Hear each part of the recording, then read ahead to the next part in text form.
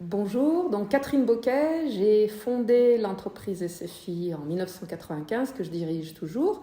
Nous sommes 26 personnes, la plupart sont basées à Saint-Étienne et on a 3 personnes à Montpellier. SFI, on développe des applications web. J'ai été intéressée par les missions de FAS et puis le groupe du conseil d'administration de FAS parce que j'y retrouve des gens avec qui je partage beaucoup de valeurs. La qualité de vie au travail, c'est quelque chose qui pour moi avait déjà du sens avant que je connaisse le mot. Ça fait partie de la vie. Je pars du principe qu'une personne dans l'entreprise, c'est une personne. Donc sa vie personnelle a autant d'importance que sa vie professionnelle et qu'elle doit avoir un équilibre et se sentir bien dans les deux pour bien travailler. On a un métier qui est extrêmement créatif, qui fait appel beaucoup à de la production intellectuelle. Et quand on n'est pas bien dans sa peau, on n'est forcément pas performant. Et en plus, travailler dans la bonne ambiance, c'est bien plus agréable que dans des milieux que j'ai pu connaître dans le passé, où tout le monde se tire dans les pattes et où on a la boule au ventre pour venir travailler. Donc pour moi, c'était une question absolument indispensable que l'ambiance de travail soit bonne et que leur vie personnelle soit prise en compte dans leur journée de travail. Qu'ils y trouvent parfois certains d'ailleurs, même un moment où ils se ressourcent parce que par ailleurs, ils ont des difficultés familiales et qu'ils puissent ici avoir un appui de leurs collègues, du management. On a donc un management très bienveillant. Ça n'empêche pas d'être exigeant sur la performance, sur la qualité du travail, mais on est bienveillant parce qu'on est à l'écoute des différences qui font finalement la richesse des personnes. Donc moi, depuis toujours, je ne manage pas les personnes de la même manière.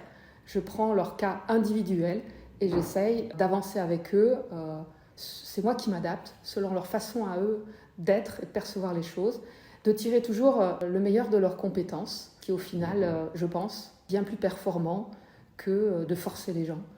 Concrètement, un exemple, on a connu avec le Covid des périodes de confinement qui ont été chez nous longues et totales.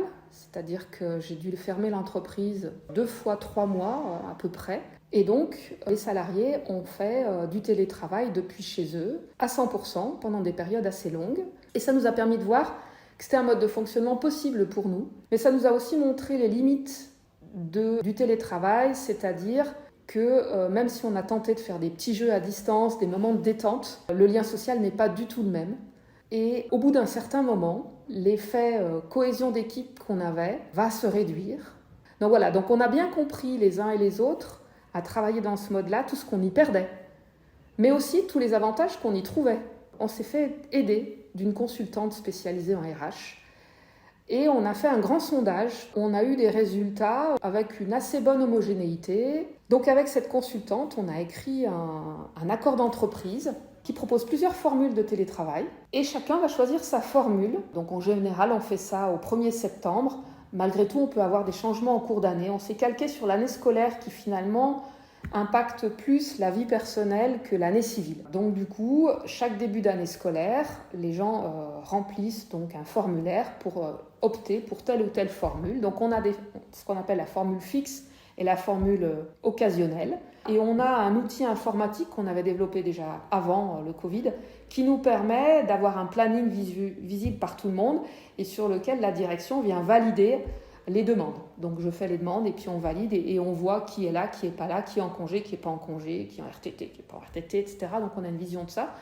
Donc c'est viable sur le plan de l'organisation et c'est viable en termes de communication parce que finalement on sait où sont les gens, si on peut les joindre. Donc les deux formules existent. La formule régulière, on a aussi un avenant de contrat de travail qui est signé chaque année, donc on est bien dans les règles. Et elle permet à la fois, je crois, de traiter tous les cas, d'avoir beaucoup de souplesse, mais en même temps, elle est très carrée sur le plan juridique. C'est pour ça aussi que j'ai pris une consultante spécialisée, parce que le télétravail engage beaucoup la responsabilité du dirigeant, notamment en cas d'accident. Donc je souhaitais avoir quelque chose qui fasse un bon compromis entre toute la souplesse que je voulais donner et puis le droit du travail, la légalité et puis ce qui peut arriver en cas d'accident. Alors pour moi, la QVT, elle a un objectif, c'est de viser le bien-être du salarié.